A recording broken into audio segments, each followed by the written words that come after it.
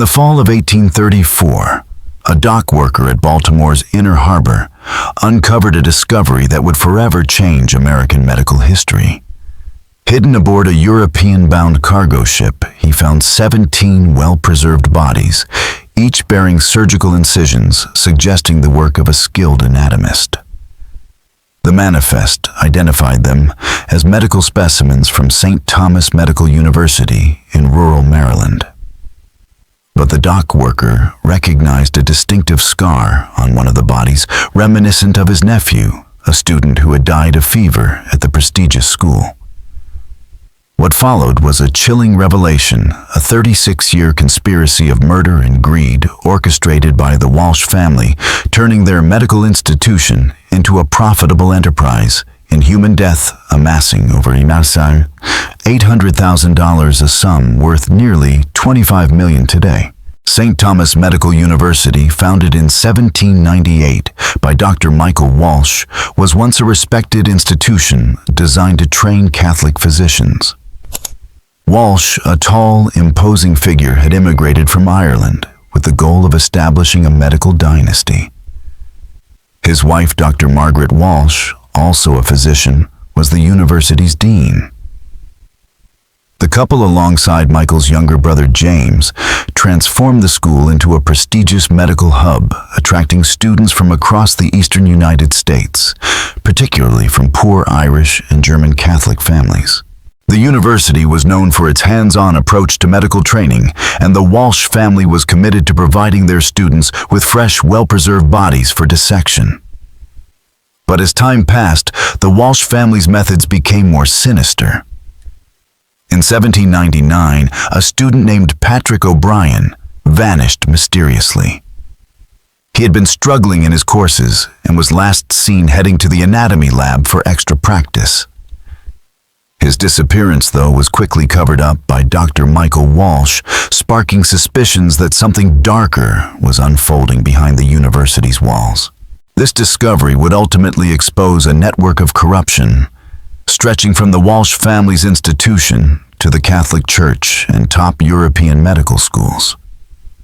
What was once a beacon of learning turned into a breeding ground for exploitation and death, fueling one of the most shocking medical scandals in American history. Dr. Michael Walsh explained that Patrick O'Brien, a student at St. Thomas Medical University, had become overwhelmed by his studies and the gruesome nature of his anatomical work. Walsh claimed Patrick had a nervous breakdown and decided to leave for Boston, taking only his essentials and leaving behind a note expressing regret for disappointing his family. However, the note was never shown to anyone, and Patrick's parents were told he had donated his belongings to charity. When they arrived at the university weeks later, seeking answers, Margaret Walsh, the dean, repeated the same story, but refused to show them Patrick's personal items. His father, who had sacrificed years of wages to send his son to school, was skeptical, as Patrick had been enthusiastic about his studies in his last letter home. The sheriff's investigation, which involved interviewing students and reviewing medical records, failed to uncover the truth. Unbeknownst to everyone outside the Walsh family, Patrick had gone to the anatomy lab on the night of May 15th. But instead of a review session, he was led to a secret basement room where Dr. James Walsh conducted a practical examination. Patrick was given chloroform, which he believed was part of the exam, but was actually administered in a lethal dose. As Patrick lost consciousness, Dr. Walsh began preserving his body using advanced embalming techniques he had perfected during his studies in Edinburgh. Patrick's body was preserved and shipped to the University of Edinburgh for $500 more than twice the annual salary of most workers. This marked the beginning of a 35-year operation in which the Walsh family killed 156 students, disguising their disappearances with fabricated stories. Their position at the university allowed them access to vulnerable students, and they developed a system to eliminate them without suspicion. Patrick's death was just the first of many in the Walsh family's macabre scheme. The Walsh family's operation was not a random series of killings, but a calculated business venture that required meticulous planning, precise execution, and a network of deception that reached beyond St. Thomas Medical University. After Patrick O'Brien's disappearance, the Walsh family refined their victim selection process. They targeted young men from distant families with limited resources to investigate students struggling academically who might be inclined to abandon their studies and those with few close connections at the university. Dr. Margaret Walsh, as dean, had access to detailed student records, including financial and family backgrounds. She maintained meticulous files on each student, which allowed the Walsh family to identify ideal victims. These students were gradually drawn into special, advanced study opportunities, which isolated them from their peers and led them to the basement laboratory where Patrick had met his fate. Over time, the lab was expanded and turned into a sophisticated killing chamber equipped with dissection tables, surgical instruments, and advanced body preservation techniques developed by Dr. James Walsh. These methods allowed them to maintain bodies in perfect condition for months, far surpassing anything available at European medical schools. Dr. Michael Walsh managed the financial side of the operation, using his reputation to establish relationships with medical schools across Europe. Institutions in Edinburgh, London, Paris, and Dublin were willing to pay premium prices for fresh, high-quality anatomical specimens. The Walsh family had a complex shipping operation, carefully packaging bodies in containers filled with salt ice and sawdust to prevent decomposition during the long ocean voyage. Shipping documents labeled the contents as medical supplies, maintaining the family's cover story. To justify the students' disappearances, the Walsh family forged letters and fabricated records claiming the students had abandoned their studies for personal reasons. The local community, unaware of the Walsh family's dark dealings, continued to support the university, and the Walshes maintained a good relationship with local law enforcement. Sheriff Hawkins, having worked with them on prior disappearances, never questioned their explanations. The Walsh family's operation was meticulously scheduled, typically targeting 4 to 6 students per year. By 1810, 12 years after Patrick's murder, the family had killed 43 students, generating over $200,000 in revenue. Their success prompted them to expand their facilities and consider increasing their output. But growing attention to the disappearances was beginning to threaten their operation. The first major threat to the Walsh family's operation emerged in the spring of 1811 when Father Timothy O'Malley, an Irish Catholic priest, arrived at St. Thomas Medical University to investigate a series of troubling disappearances. Several Irish families from Boston and New York had reached out to Father O'Malley after their sons, who had been studying at St. Thomas, suddenly abandoned their medical studies. The common thread between these cases was striking.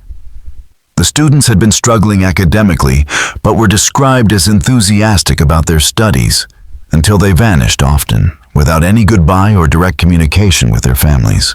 Father O'Malley's investigation began with a thorough review of the disappearances. Each family had received a letter from the university explaining their son's departure, but none had received any communication directly from the students. Alarmed by these inconsistencies, Father O'Malley conducted interviews with current students and discovered that several had heard strange noises coming from the basement late at night, where they were not supposed to be. Others reported discomfort about the advanced study opportunities offered to struggling students, although they couldn't pinpoint the cause of their unease. When Father O'Malley attempted to verify the university's claims, he found discrepancies. Dr. Michael Walsh, the university's president, had claimed that the university's rigorous standards led to more student departures. But when O'Malley asked to see the letters, supposedly written by the missing students, Dr. Margaret Walsh refused, citing privacy policies. Further investigation revealed that the academic records for these students were unusually similar, suggesting they had been altered recently. The most troubling discovery came when Father O'Malley contacted the families of previous missing students, many of whom had never heard from their sons after the initial notification. The priest's investigation, however, did not go unnoticed. Dr. James Walsh, recognizing the threat, began spreading rumors about Father O'Malley's mental stability and suggested that his investigation was driven by personal vendettas. The Walsh family also sent anonymous letters warning the priest to cease his inquiry. The situation reached a critical point when Father O'Malley demanded access to the university's basement, suspecting foul play. Dr. Michael Walsh initially refused, citing research concerns, but eventually agreed to a limited inspection. The rooms Father O'Malley was shown contained legitimate medical equipment, and Dr. James Walsh explained preservation techniques that seemed standard for European medical schools. However, Father O'Malley was not shown the concealed lab behind the bookshelf where the murders and body preservation took place. Without concrete evidence, the priest's investigation ended, but he left St. Thomas deeply suspicious of the Walsh family's operations. Father O'Malley submitted a report to Catholic authorities in Baltimore, urging closer oversight of St. Thomas Medical University and suggesting that the unusually high rate of student departures warranted further investigation. However, the Walsh family's strong reputation and their deep connections within the Catholic medical community ensured that Father O'Malley's concerns were not pursued with the necessary urgency. To protect their operation, the Walsh family made several changes. They reduced the number of victims from 6 per year to 4 and spaced out the disappearances, creating more elaborate cover stories for each case. They also began selecting victims from more distant locations, making it harder for families to investigate their sons' disappearances. Additionally, they established a network of informants within the local community to alert them to any investigations or suspicious inquiries. The Walsh family expanded their operations by forming relationships with medical schools in other countries. By 1815, they were shipping preserved bodies not only to Europe, but also to South America and the Caribbean. This broader market allowed them to increase prices and become more selective, focusing on younger, healthier victims whose bodies would yield superior preservation results. By 1820, the Walsh family's enterprise had grown into a highly profitable criminal operation, still cloaked in the facade of academic respectability. However, their success also attracted attention from competitors, particularly in Europe, where their preservation techniques had gained fame. Dr. Heinrich Zimmermann, a German physician and anatomy professor at the University of Heidelberg, had been purchasing specimens from St. Thomas for 2 years and was impressed by their quality. He traveled to Baltimore in 1820 to investigate the source of the bodies he considered the finest preserved he had ever encountered. Dr. Zimmermann requested permission from Dr. James Walsh to observe the preservation process, which raised an immediate crisis for the Walsh family. They could not allow Zimmermann to witness their actual methods, as this would expose their secret they were working with freshly killed bodies, not naturally deceased individuals. At the same time, they could not afford to lose such a valuable customer. The Walsh family decided to stage a demonstration to satisfy Zimmermann's curiosity while concealing their true methods. Dr. James Walsh prepared a demonstration using a body obtained through legitimate means, the corpse of an elderly man who had died of natural causes and had been donated by his family. The demonstration was held in the university's legitimate anatomy laboratory, where Walsh explained his preservation techniques, blending real methods with fabricated innovations. Dr. James Walsh claimed that the exceptional quality of his preserved specimens was due to the unique climate of Western Maryland and his access to recently deceased individuals through partnerships with local hospitals and Catholic parishes. Zimmermann, initially impressed by the demonstration, soon noticed inconsistencies in Walsh's explanations. The preservation techniques being shown could not possibly produce the results he had observed in the specimens he had purchased.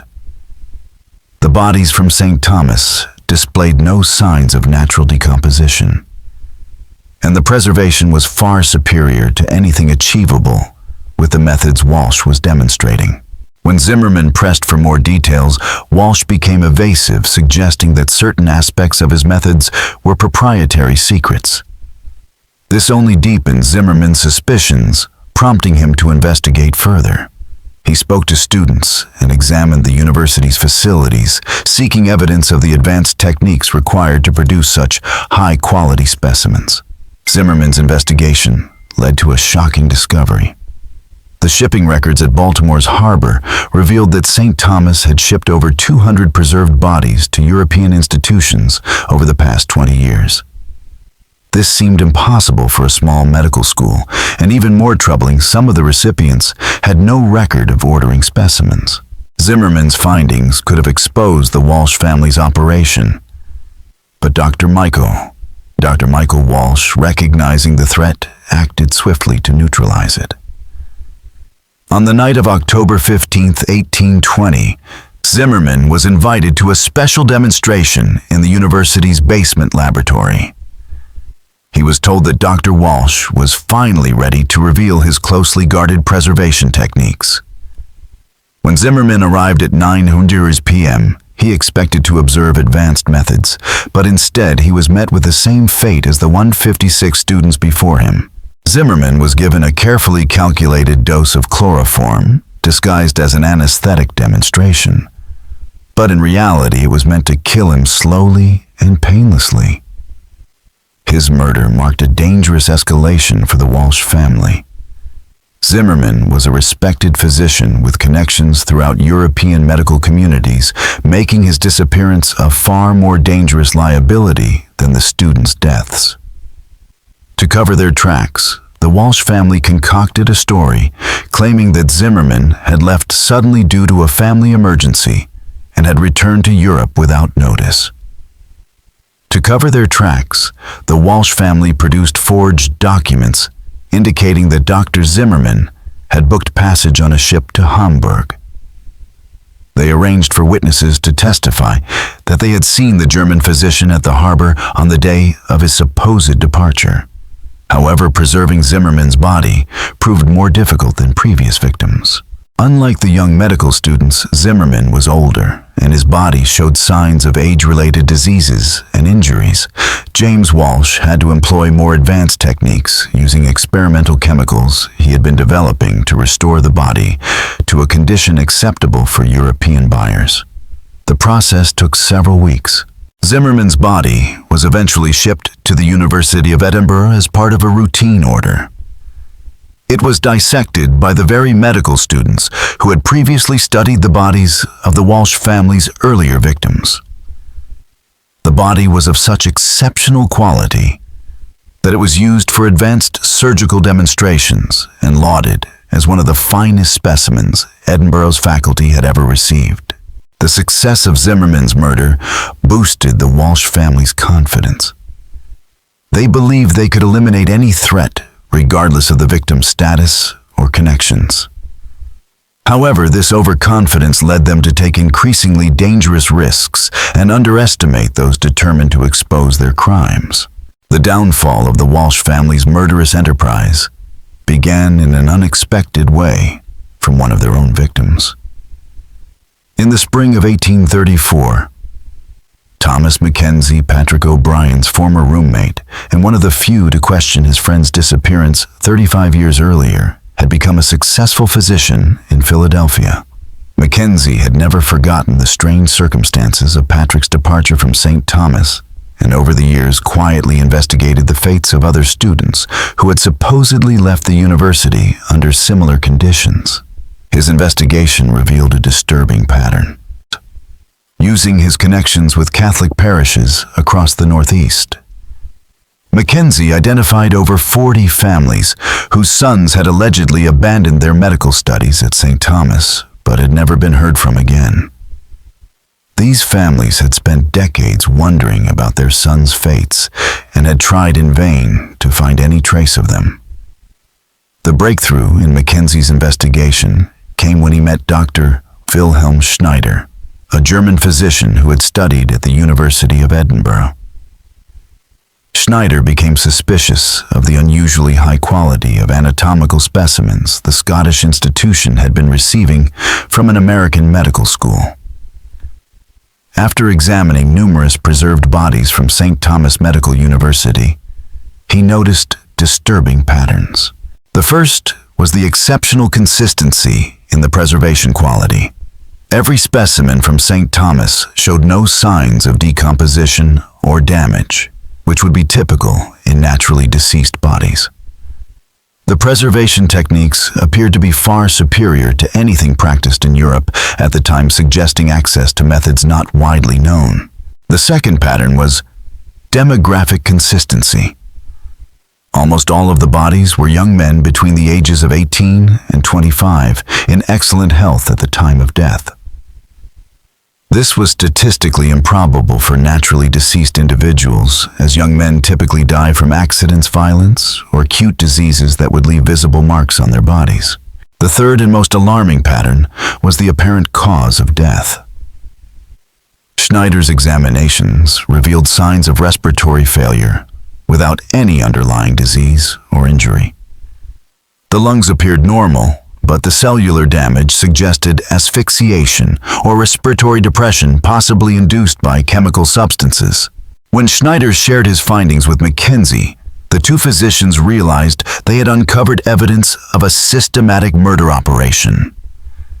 They began a thorough investigation, which included reviewing shipping records from Baltimore's harbor. These records revealed that St. Thomas Medical University had shipped over 400 preserved bodies to European institutions between 1798 and 1834, an impossibly high number for a small medical school, even with connections to local hospitals and parishes. The shipping records also showed that bodies were being sent to various institutions across Europe, indicating an extensive distribution network. In July 1834, Mackenzie and Schneider decided to confront the Walsh family directly. They arrived at St. Thomas Medical University, claiming they were investigating advanced preservation techniques for European medical institutions. They requested a full tour of the facilities and to observe the preservation process that produced such remarkable specimens. The arrival of Mackenzie and Schneider posed a serious threat to the Walsh family. Recognizing Mackenzie as Patrick O'Brien's former roommate, they realized that his investigation could expose their operation. However, they couldn't refuse to cooperate outright, as this could raise suspicions and attract unwanted attention from civil authorities. Dr. Michael Walsh decided to act. He invited Mackenzie and Schneider to a special evening demonstration of advanced preservation techniques in the university's basement laboratory, telling them he would reveal his most closely guarded secrets. The demonstration was set for the night of July 23, 1834, and Dr. Michael Walsh assured Mackenzie and Schneider that they would finally get the answers to all of their questions. However, Mackenzie and Schneider had prepared for the possibility of danger. Before visiting St. Thomas, they had shared their findings with authorities in Philadelphia and Baltimore, and arranged for colleagues to investigate their disappearance if they did not return. They also hid copies of their investigation in multiple locations, ensuring their evidence would survive even if they did not. When Mackenzie and Schneider arrived for the demonstration, they found themselves facing Dr. James Walsh and two assistants in the concealed basement laboratory, where the murders of 156 young men had occurred over the previous 36 years. The laboratory was equipped with dissection tables, advanced surgical instruments, and clear evidence of systematic murder and body preservation. Dr. James Walsh attempted to administer chloroform to both investigators, using the same method that had killed Patrick O'Brien and other victims. But Mackenzie and Schneider were ready and had brought their own weapons. The confrontation quickly turned violent, and Dr. James Walsh was killed in the ensuing chaos. Both investigators were seriously injured, but the gunshot that killed Walsh was heard throughout the university, prompting students and faculty to rush to the scene. They found the concealed laboratory in a state of horror, evidence of decades of murder, including preserved body parts, blood-stained surgical instruments, and detailed records of the victims and the European institutions that had purchased their bodies. The investigation that followed uncovered the full extent of the Walsh family's crimes.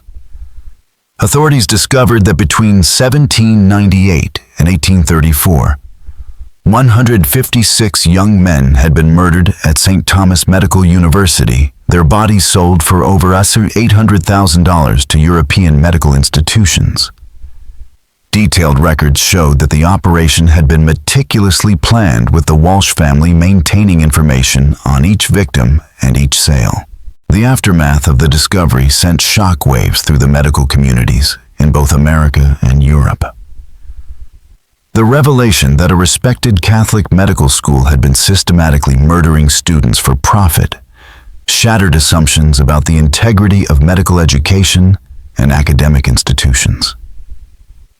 The investigation exposed deep corruption and complicity that extended far beyond the Walsh family.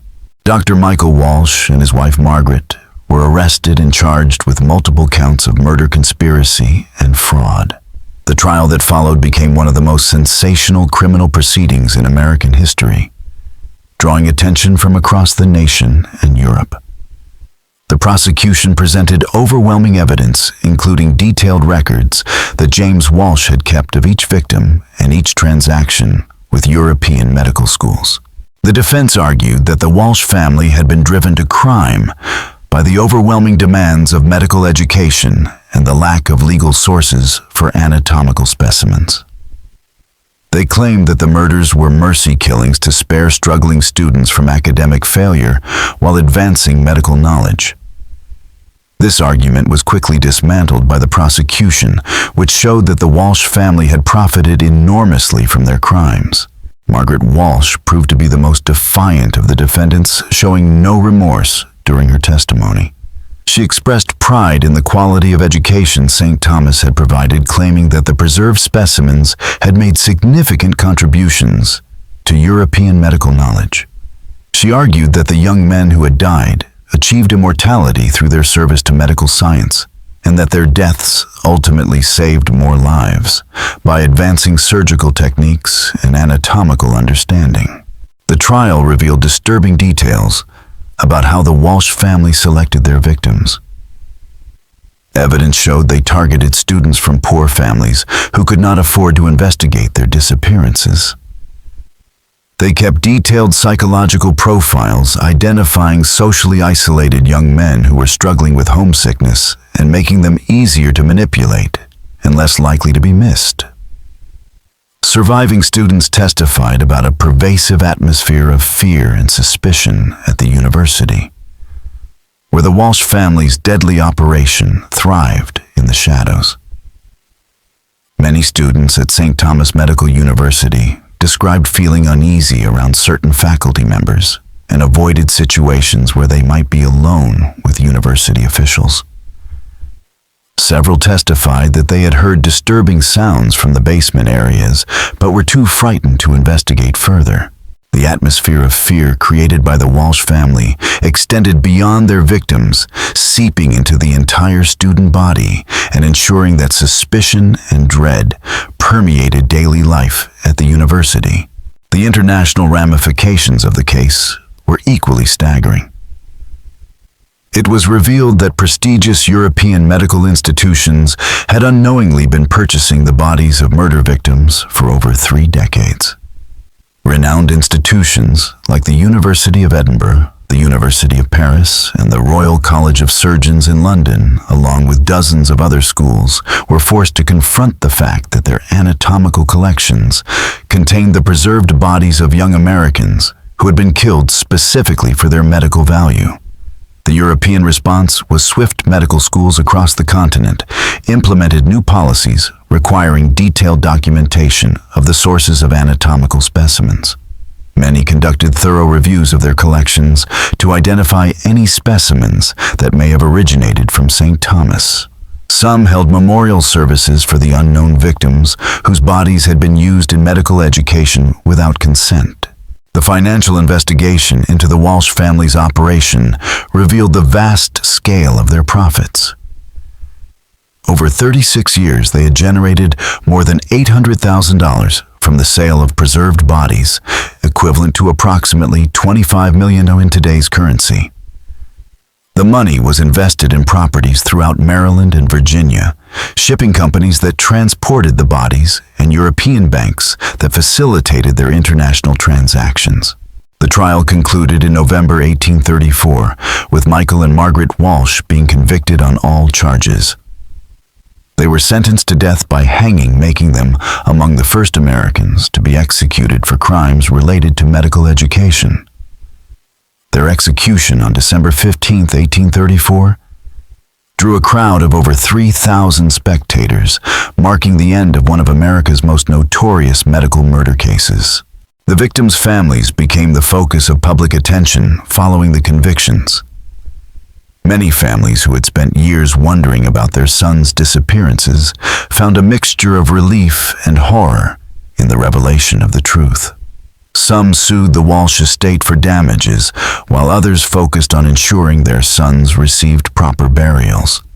Identifying the victims proved challenging, as many of the preserved bodies had been shipped to Europe years earlier, and their current locations remained unknown.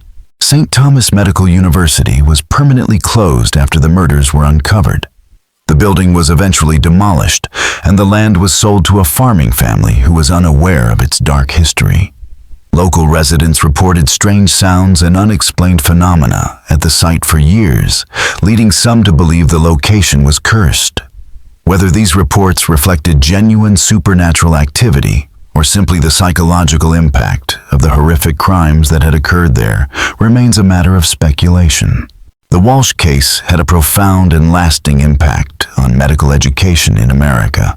It led to the establishment of strict regulations governing the procurement and use of anatomical specimens in medical schools. Institutions were required to maintain detailed records of the sources of their specimens and ensure that all specimens were obtained through legal means, forever changing how medical schools acquired and used bodies for education. The Walsh case sparked a broader conversation about the ethics of medical education and the responsibility of educators to protect their students. The international medical community was forced to confront uncomfortable questions about the demand for anatomical specimens and the pressure it placed on medical schools to find sources for cadavers. The high prices that European institutions were willing to pay for preserved bodies had created a market that inadvertently encouraged criminal activity. In response, medical schools across Europe and America began developing alternative methods for teaching anatomy, including the use of artificial models and limiting the use of cadavers. This shift reflected a growing recognition of the ethical challenges associated with acquiring human specimens. The psychological impact on the medical profession was profound. Physicians who had trained at institutions that used specimens from St. Thomas were confronted with the disturbing possibility that their education had been built on murder. Many doctors reported feeling haunted by the knowledge that their surgical skills had been honed through the study of murder victims. Some left the profession entirely unable to reconcile their commitment to healing with their inadvertent participation in the Walsh family's crimes. The case also had significant implications for American society's trust in educational institutions. The revelation that a respected Catholic medical school had been systematically murdering students for profit shattered assumptions about the integrity of academic institutions and the safety of higher education. Parents across the country began questioning the safety of sending their children to distant schools, prompting many institutions to implement new policies aimed at ensuring better communication with students' families. The documentation discovered in the Walsh family's hidden laboratory provided historians with an unprecedented insight into the operation of a systematic murder enterprise. The detailed records included not only information about the victims, but also correspondence with European medical schools, financial records of transactions, and technical notes on preservation techniques. This documentation was crucial in understanding how such a massive criminal operation could have remained undetected for over 3 decades. Forensic experts and medical professionals were both horrified and fascinated by the preservation techniques James Walsh had developed. Though used for horrific purposes, these methods represented genuine advances in anatomical preservation far ahead of their time. Some of the techniques were later adopted by legitimate medical institutions, though their connection to the murders always linked them to the dark history of St. Thomas Medical University. The investigation also revealed the extent to which the Walsh family had corrupted local officials and community leaders. Sheriff William Hawkins, who had investigated several student disappearances over the years, was found to have accepted significant payments from the Walsh family in exchange for limiting his investigations.